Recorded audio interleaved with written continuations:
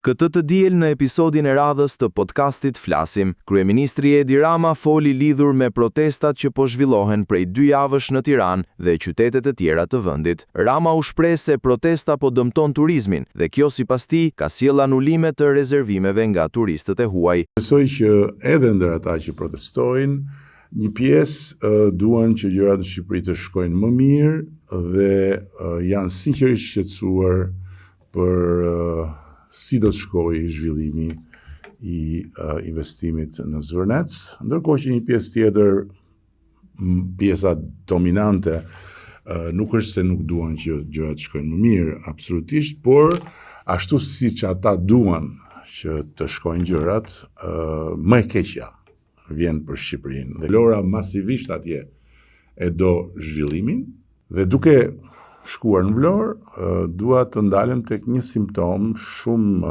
problematike, e cila po forcohet dita ditës. Anullimet e rezervimeve për sezonin nga turistët e huaj.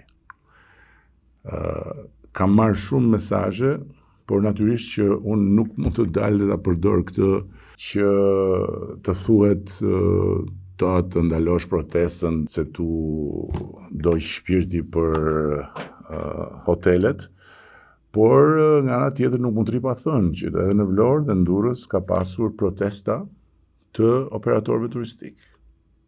Protesta sensibilizuese. Në Vlorë kanë qenë rreth 95% e atyre që zotërojnë hotele, restorante, bare, që janë bashkuar protestë sensibilizuese duke kërkuar mirëkuptim që sezoni të mos dëmtohet, sepse është një dëmtim i drejt për ekonominë familjare të shumë njerëzve të lidhur me turizmin dhe është një dëmtim i drejt për ekonominë lokale dhe për ekonominë kombëtare në tërësi. Një tjetër problematik sipas tij është bullizmi në rrjetet sociale ndaj atyre personave që sipas tij nuk mendojnë si protestuesit. Ndër të tjera shtoi se në protest ka një frymë fashiste që tregohet tek Shqipëria është vetëm e shqiptarëve dhe jo të tjerëve.